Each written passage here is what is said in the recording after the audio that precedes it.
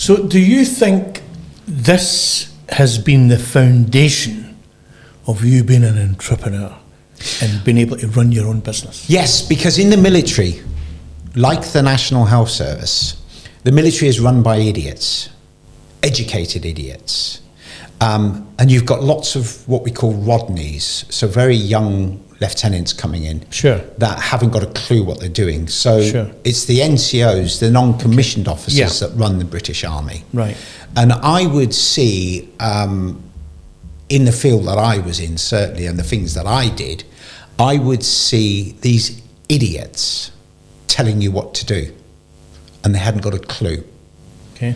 So when I decided to come out of the army, I decided that nobody would ever tell me what to do again. Sure.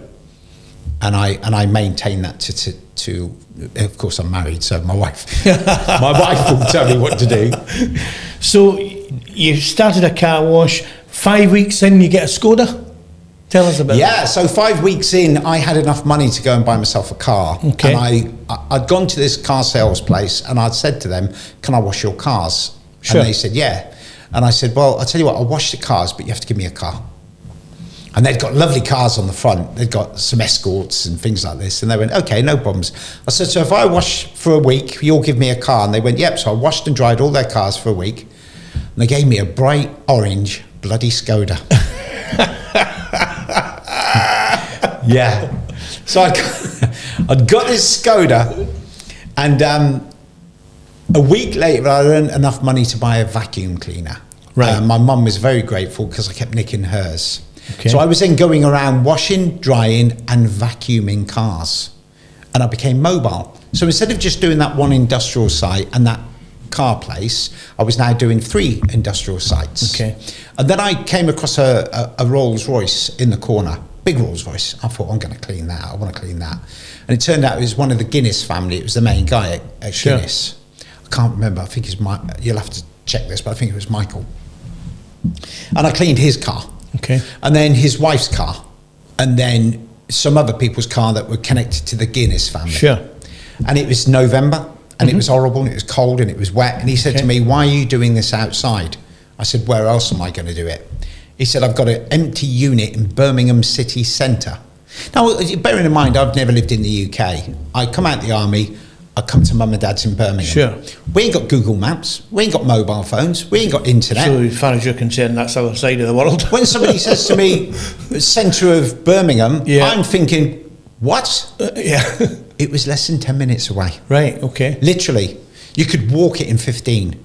So you could probably walk it quicker, actually, because of the traffic. Sure. So he took me to this place, and it was a great big old loading bay. Okay. So it's 2-tiered. You had to lift these shutters up manually, and that was a workout in itself. Big old chain, and you literally lifted these shutters that weighed 5 ton. Okay. And you pulled them up with a chain. You then locked them in place, and you've got a 20-foot loading bay, then a great big wall with a massive, great big oak beam going across, and then another tier. Right. So you've got 2 tiers, but you can't use the top tier because you can't get to it. So that's where the lorries used to reverse in, drop the tailgates, unload the beer for Guinness. And that was now your new unit. That's my new unit. So Mr. Guinness said to me, you can have it free of charge for 6 months if you clean our cars. Perfect. But moving on, you didn't just do his cars, did you? No. You did Central TV? We did Central Television. And who else? Birmingham City Council. Perfect. How did you get them contracts? And the Royal Family. Right. Tell us about this. Well, first of all, you asked how did we get the Birmingham City Council contracts. My uncle was a bodyguard, Brian Phillips. He bodyguarded for Muhammad Ali and all these very famous people. Sure. You wouldn't think Muhammad Ali needed a bodyguard, but he did. And he was also assistant to the Lord Mayor of Birmingham. So he was security for the Lord Mayor of Birmingham. So that's how we got into the council. The way we got into the royal family was the Lord Mayor came round to my mum and dad's shitty council house for a cup of tea with my uncle the one day. And they said, oh, the Queen's coming up. Oh. And she comes up in the limo. Well, actually, she doesn't. The limo comes up on the back of a train, but it gets dirty. So when it comes off the train, it's got to be cleaned. would your nephew clean it? Clean Would it. your son clean it? So we started cleaning the royal family's cars. Wow. Yeah, That's a good gig, that. a very good gig, very well paid. Moving on, you came out the cars and you went into phones? Well, sort of. Yeah, how's that transition So we still happen? had the car wash Okay. in Birmingham. Right. And a guy turned up and said, I've just been given a car phone. We were like, fabulous. Wow, how does it work? Because there's no cable to plug in. And he said, no, it goes in your car. What do you mean it goes in your car? He said, it goes in your car. And then somehow, without a telephone line plugging into the wall, I can make telephone calls. phone calls, yeah. I said, go on, show us. He said, I can't. I said, why not? He said, because it hasn't been fitted. And I can't find anybody to fit this car phone. But my company's given me a car phone. I've got to find someone to fit it. I said, I'll fit it for you. 20 quid, I'll fit it for you. And he went, okay. So I fitted it in half an hour and earned 20 quid. That was 4 car washes. Freezing cold car washes. Sure. So I said to my brother, there's a future in this. So we went down the road and we bought car phones. And we started advertising in the Evening Mail That you'd fit them. that we would supply and fit. Cool. So we started supplying and fitting car phones, but they never worked. And then we found out you had to have contracts. And we just thought you bought a mobile phone, you could use it. So we contacted a company called People's Phone. And they said, remember them. yeah, and they said, remember them, we've the got no People's one in Phone, yeah. Birmingham. Why don't you do it? So Yeah, we went, yeah. fabulous. Perfect. How much are you going to pay us? They said, we'll pay you 300 quid a connection.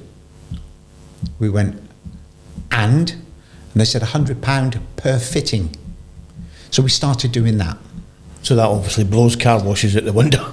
Well, Car Wash had a arson attack against it. There was a gay health club above us. Sure. And it was arsoned. It was burnt down. Truth be told, in the end, it was the Guinness family, allegedly. And that was your unit. That was my unit. Gone. And the gay health club was above it. It all got burnt down. So that was a sign then, do you think? That, I've, the Yeah. car wash, you've found a new venture, that just so happens to get burnt down. Why don't we just keep to sticking to supplying and fitting phones? yeah, because it was easy work, easy money. Yeah. So there's a great story about when you just said that was a sign. There's a great story about this, and you can edit this out if you want, but I'll tell you it very, very quickly. Because the back of our building was massive, I said, why don't we put a sign up there? Come on, it's Birmingham City Centre. The back of our building is huge. So I bought the biggest sign you could buy, and me and my brother hanging over, doing some abseiling, screwed it to the wall of this 5-story building, okay? And we've tied it. Oh my God, really, madness, complete madness. It was up there for about 3-4 weeks and it blew off.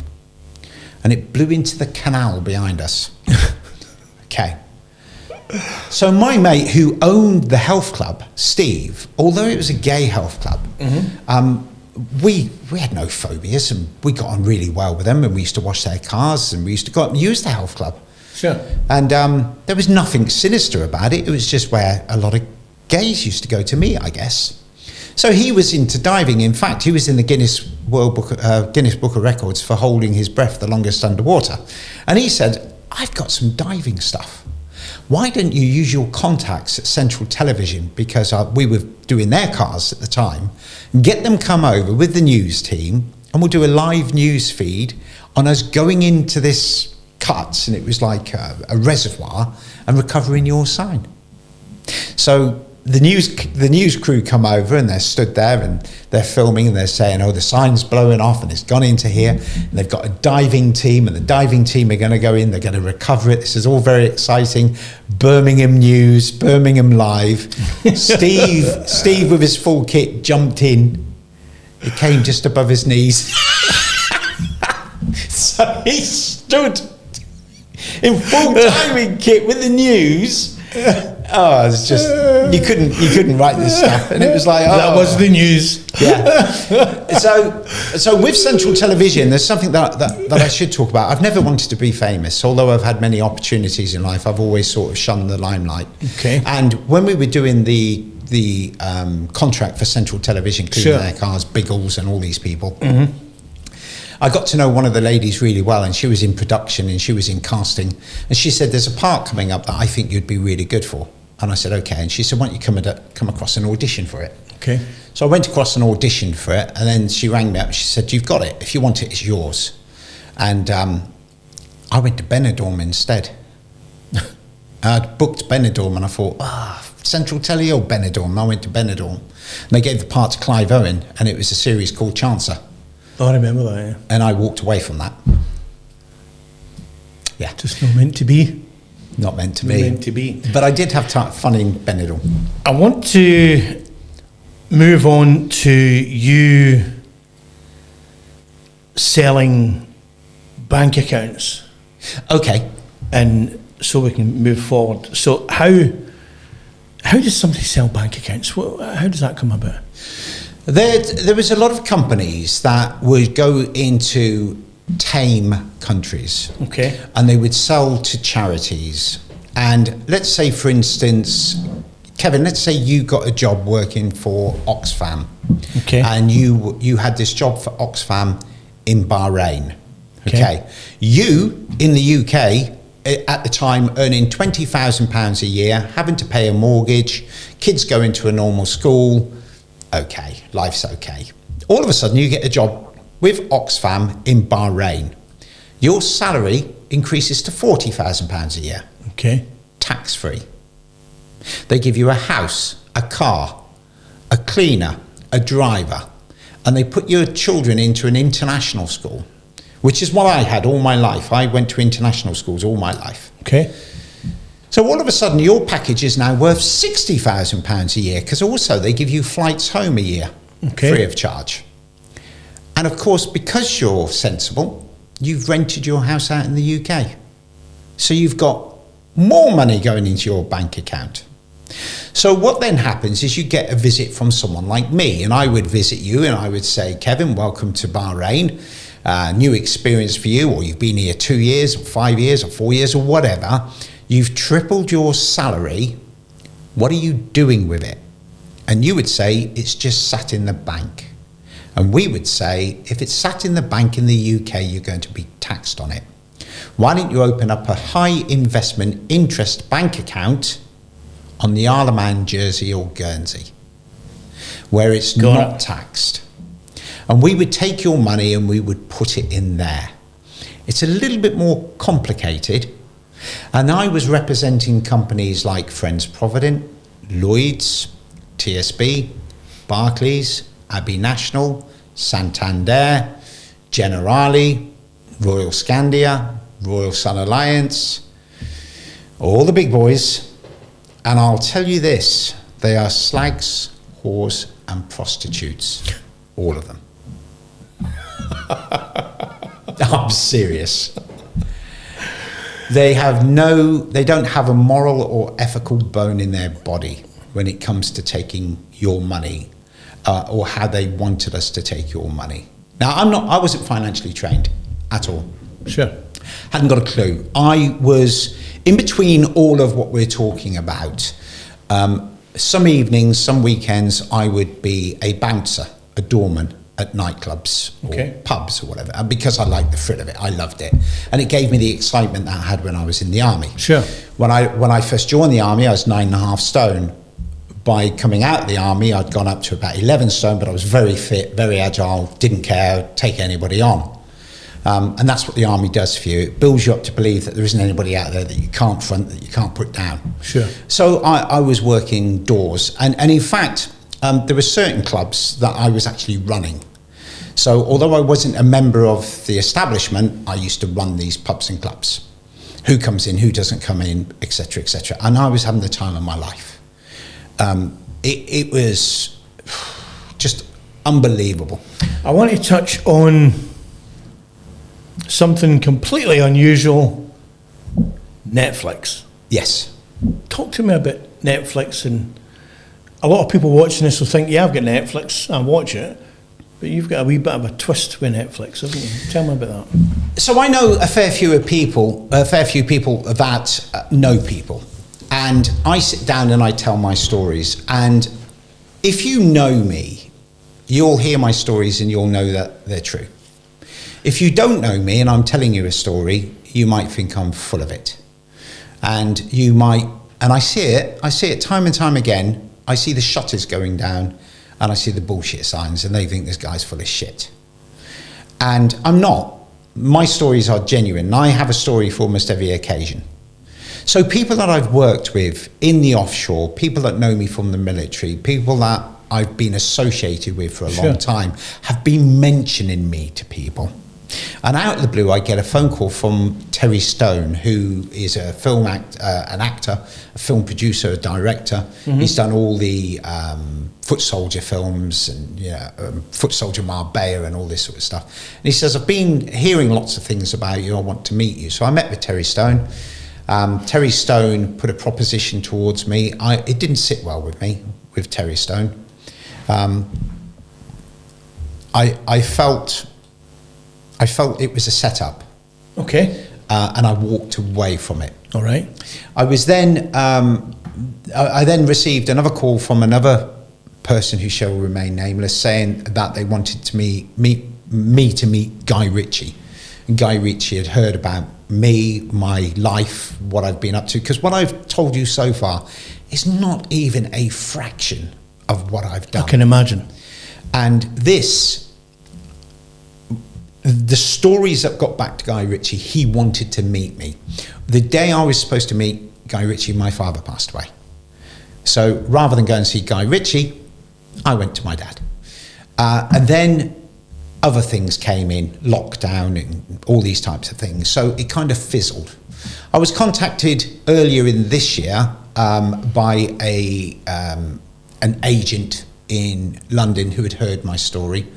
He'd heard it from several people, including a friend of Guy Ritchie's and Terry Stone's, and he was very interested in me going along and talking to him. So I got an invite down to London, went to London, met with him, met with another guy, and again I won't mention his name, and their thoughts immediately were that they wanted Danny Dyer to come in and listen to this, and Danny Dyer to maybe be a part of the film, if not the main character in the film.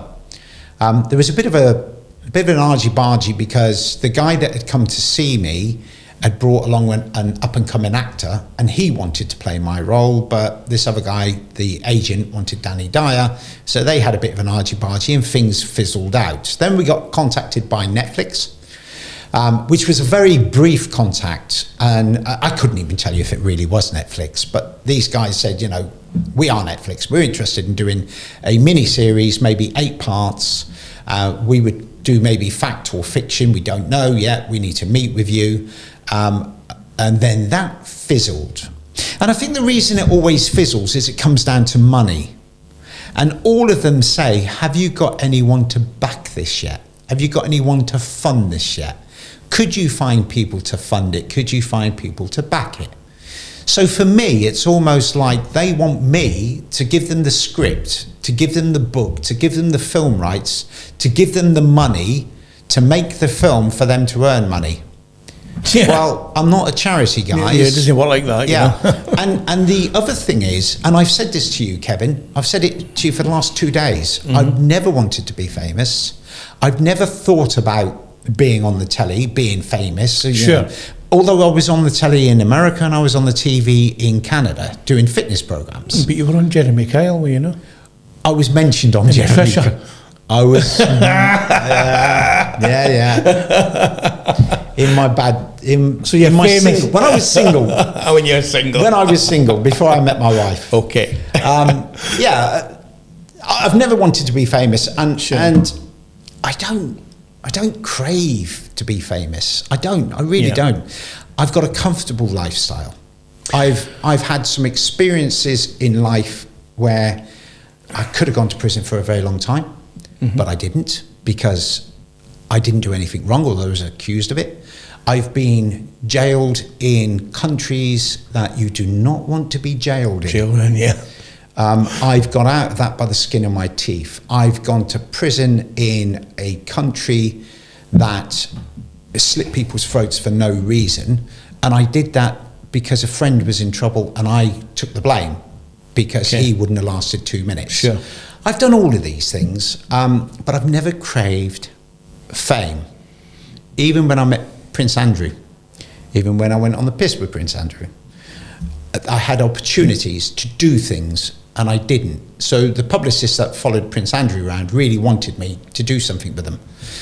What you see today is not what I was 10 years ago. Sure. I've done modelling. I was tall, I was slim, relatively handsome, full head of hair. Okay. It's only in the last 10 years that I've turned into the old man that you see sat in front of you. We all grow old gracefully. Well, not everybody grows old gracefully, because the two guys I met in London for Netflix with their wigs on, they really don't grow old gracefully, and it just, I mean, they're like Ant and Dec, aren't they? You look at Ant and Dec, they've got more hair now than when they were in their prime. So I have to wear hearing aids now because of the explosions that I experienced in the army. I don't wear them because they feel foreign to me. I was in a nasty situation where I had some teeth kicked out, and I was given a brace to put in. I won't wear it because it feels foreign to me. Sure. I don't, like yourself, I think if I have to wear glasses, I'll wear glasses. Yeah. I'm not going to put a wig on, not for anybody. Even if they say you've got to wear a wig to go on Netflix. Yeah. If it makes people feel better, then I'm fine with that. Yeah. I have no issues. Sure. But I am who I am today because of what I've done. Sure. And I'm still with my wife. And I've still got two beautiful children, wonderful girls, absolutely beautiful family. I don't need anything else in my life. So when Netflix come calling, or Guy Ritchie or Terry Stone, and they make these offers to me, if it's served to me on a silver platter, maybe. But if they want me to do the donkey work and to pay for it, I don't want to. I'm tired. I told you yesterday. Well, we're talking about being tired yesterday, weren't we? Yeah. And we don't mean tired, we want to go to sleep. We're just tired of bullshit. Sure. And tired of repeating yourselves, and tired of people draining you all the time. Sure. And you just want to move slowly now forward with ease. And meet nice people. I think that's what it is for me. And meet nice people. And meet nice people, because there's a lot of horrible people out there. Yeah. So my niece has just moved to Australia. Right. And I spoke to her the other day on the phone, and she said to me, they're just so lovely over here. Everybody's lovely. And she said, the funny thing is, Mark, I've not really met many Australians. I've met all Brits because we have a little community. Sure. And she said, but when I was in England, because she's a midwife, she said, when I was in England, people were horrible and nasty and miserable. Yeah. And I said, do you know why they're all horrible, nasty and miserable in the UK? She said, no, why? I said, because all the nice people have gone to Australia. They've left the UK. You've left us with these people. But bringing us right up to date, right? I haven't even asked half the questions on here because you've got such an interesting life that you've had and where you're at today. And when we're talking about, we're tired and we just want to meet nice people, a lot of people would say that you're the nice guy to meet today because you run a business today that helps people save tax on their property. Yes. So I want to ask you a question.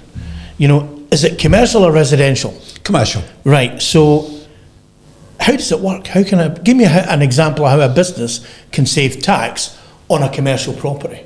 Okay, the worst people in the world to look after your affairs, in my opinion, are your accountants. Oh. Accountants are still stuck in the 1970s, and accountants don't believe that they work for you, they believe that they work for HMRC.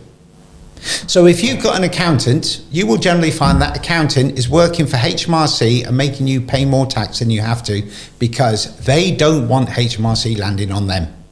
Okay. They'd be happy if they land on you because at the end of each year, when they've done your accounts and whatever else, they send you a little letter, a little disclaimer, and you have to sign it and send it back to say that you've looked at the accounts, and if anything's incorrect, it's you that's going to jail and not them. So how does somebody claim tax on a commercial premises? Do they have to own it? Can they rent it, lease it? How does it work? Okay, so if you're renting it, you can't. But if you own the freehold or the leasehold, then you can. And it will depend when you bought it, how much you paid for it, what type of commercial property it is, and whether a claim's been made previously. Okay. So the best way of explaining it is this. When you buy a property, in that property are items that are glued, screwed, nailed, bolted, fixed to the floors, the walls and the ceilings. Okay. If you bought it before 2014, that includes the outside of the building. If you bought it after 2014, it only means the inside. Okay. Okay. So those items, when they were bought and purchased and screwed to the wall, an invoice was probably never given to the accountant. Okay? Or if it was, it might have been ignored or missed or whatever. So our job is to come into your building, take the roof off your building, pick it up, turn it upside down, shake it. If it doesn't fall out, it's an embedded or fixed item. And it's those things that we can claim tax back on. Heating, lighting, suspended ceilings, radiators, toilets, kitchen units, kitchen sinks, doors, door handles. Everything and anything that's glued, screwed, nailed or bolted to the inside or the outside of the building is what you can claim tax back on. Do you find that a lot of business owners and people that own these premises don't know that they can claim this tax? Oh, HMRC state on certain sites between 80 and 90% of UK commercial property owners have failed to claim this back. That's because they don't know. They don't know. Because I didn't know until I'd read your website that you could claim for such a thing. Do you know how many accountants we call up and say, we're doing an embedded capital allowance claim for your client, and the accountant goes, What? What's that? I kid you not. So then we say, this is what it is, and they go, oh, well, we've got 20. Now, these are good accountants, because they'll go, oh, we've got 20 or 30 clients with commercial properties.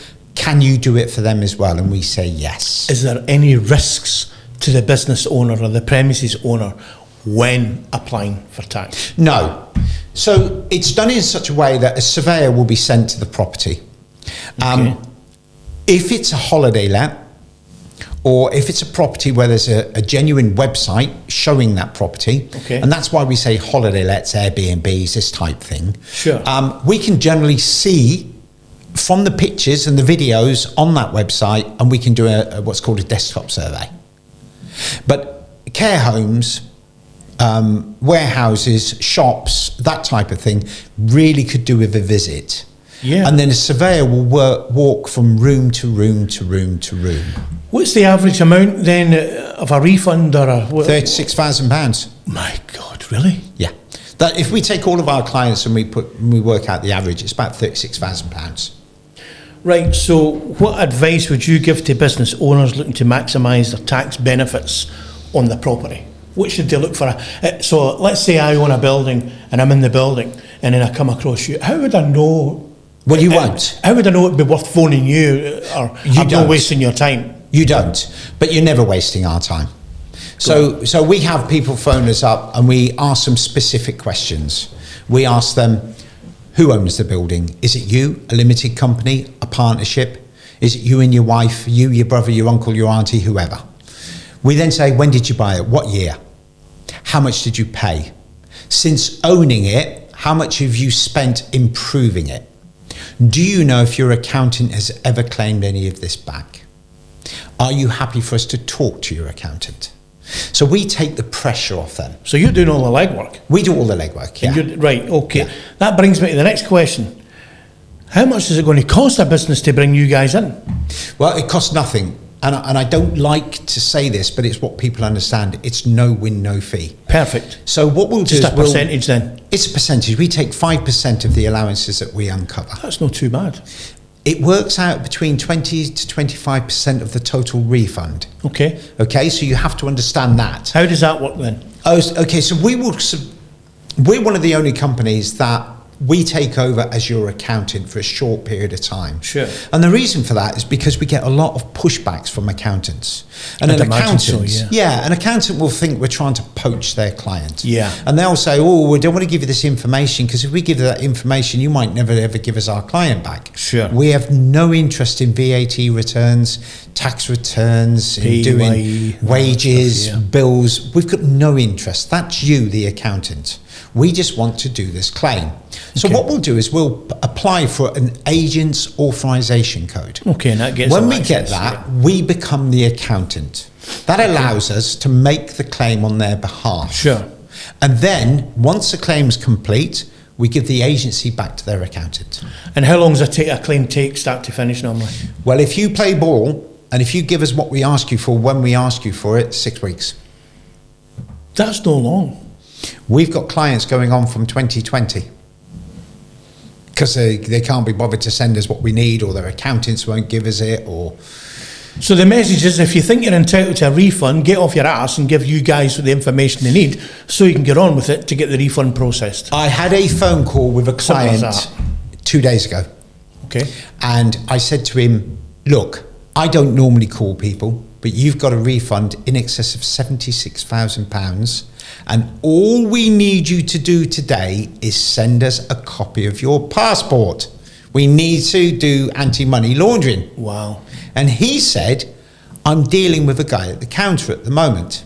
I said, okay, I'll call you back. He didn't. I rang him back an hour later. I said, look, it's not my job to chase you, but Sean's getting nowhere with you. So I just want you to send me what we need, take a photograph of it on your phone and send it by WhatsApp. We don't care. And he said, hang on a minute, I've just got to deal with this client at the counter. And I said, tell me, what do you sell?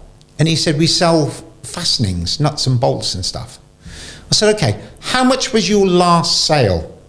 He said, 16 quid. I said, so you got me off the phone to sell to a guy for 16 quid? I got 76 grand here for you. And he went, yeah, because these guys are walking through the door and they're my bread and butter. You can't write this stuff. You can't make it up. People are just no clued up. Yeah. But there's £76,000 there. Yeah. And we can apply for it today, and you could have it back. Yeah. In weeks. Totally get it. But capital allowances are a very strange thing. Yeah. Nobody jumps out of bed in the morning, scratches their backsides and says, I'm going to do my capital allowances with Mark today because he's such a lovely guy. That's very true. But what they will do is they'll say, I'll go and have my head shaved, or I'll go and buy a mobile phone, or I'll sell 16 quid's worth of nuts and bolts. Yeah. It's a weird thing. Well, I think for me, I wasn't really sure what you did, and then I read your website and I thought, wow. And I'm nearly 60. Yeah. So now I get it. And I'm thinking, so I hope this podcast today is going to spread the word out there, well, make Kevin, people let's look aware. at it this way. I've come to your lovely building, grade 2 listed. Yep. This perfect building. I walk around it and I look at all of your equipment. And I sit here and in my head, I'm calculating how much this is worth to you. Yeah. And I guarantee your accountant hasn't told you. Yeah. And I guarantee you've never done a capital allowance claim, have you? No. There you go. And that's why when you contacted me and said, we need to make people aware of this, I wasn't that keen. I was like... I know you weren't, I was like, oh, come on, but I don't know. And it's only you that said you need to come on because you've opened my eyes and I knew nothing about it. Now I've looked at all your podcasts, you talk to everybody. You talk to everybody about everything. Yeah. How did you not know?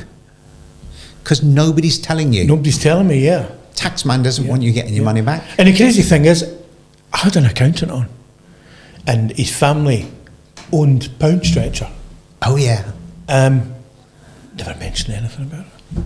Yeah. We've just done someone with 15 co-ops. And nobody told him.